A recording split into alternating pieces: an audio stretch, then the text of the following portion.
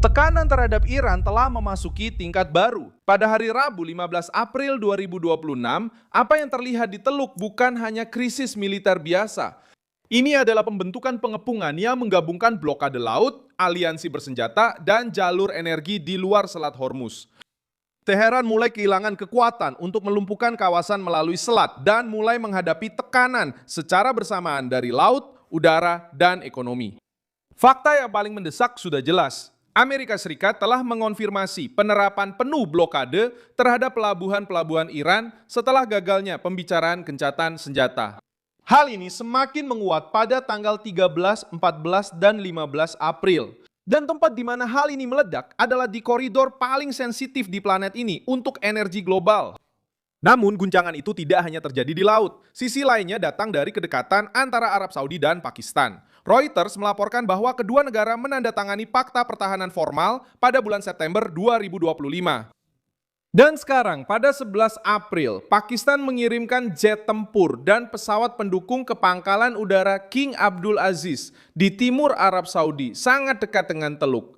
Hal ini sangat berarti karena Pakistan yang sama yang mencoba menjadi mediator dalam pembicaraan juga secara nyata memperkuat pihak yang ingin menahan Teheran.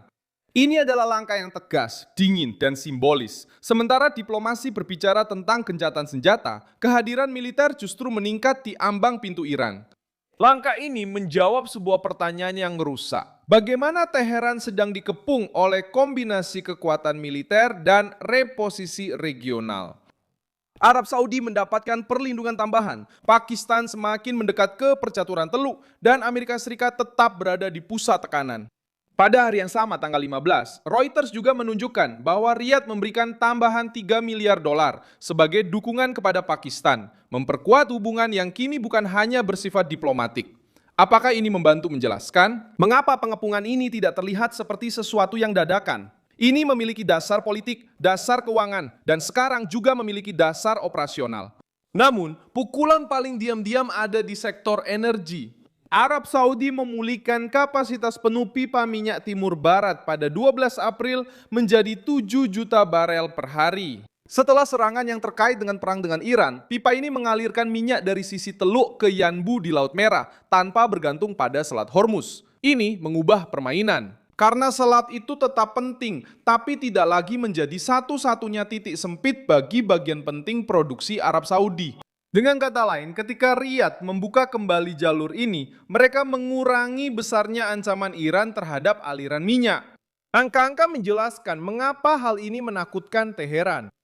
Administrasi Informasi Energi Amerika Serikat mengatakan bahwa Arab Saudi memiliki pipa minyak dengan kapasitas 5 juta barel per hari, dengan perluasan sementara menjadi 7 juta barel per hari. Dan bahwa Uni Emirat Arab mengoperasikan koridor lain dengan kapasitas 1,8 juta barel per hari hingga Fujairah di Teluk Oman. Ini memang tidak menyelesaikan semuanya, tetapi sangat melemahkan senjata lama Iran untuk menjadikan Selat Hormuz sebagai pemicu kepanikan global. Pasar sudah memahami pesan ini. Korea Selatan mengumumkan pada hari Rabu ini bahwa mereka telah mengamankan 273 juta barel minyak mentah dan 2,1 miliar ton nafta melalui rute alternatif di luar Hormuz.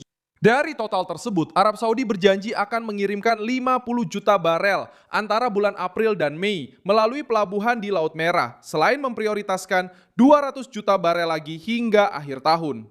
Ini menunjukkan alasan dari perubahan tersebut. Para pembeli besar sedang bergegas keluar dari titik sempit. Ketika konsumen mencari jalur alternatif, tekanan terhadap Teheran tidak lagi hanya bersifat militer, tetapi juga berupa kehilangan pengaruh ekonomi. Karena itu, apa yang sedang terjadi bukanlah invasi klasik, melainkan penyempitan ruang gerak. Yang mengepung Teheran adalah para rival regional, sekutu eksternal, dan pasar energi yang bertindak secara bersamaan. Ketika itu terjadi, rezim Iran kehilangan ruang untuk mengintimidasi dan juga kehilangan waktu untuk bernegosiasi dalam posisi yang nyaman. Selat itu tetap krusial, tetapi ketergantungan pada Hormuz sudah tidak mutlak lagi bagi semua pihak, dan disitulah letak guncangannya. Kartu terkuat Iran mulai kehilangan nilainya.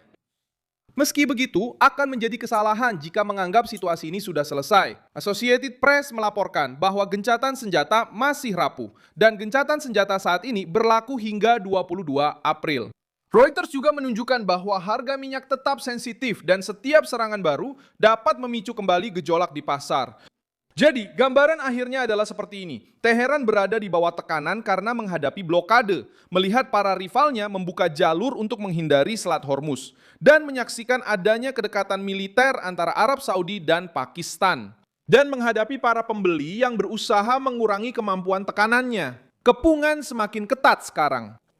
Dan alasannya sederhana, ketika jalur alternatif muncul dan aliansi militer semakin kuat, kekuatan ancaman Iran pun menyusut.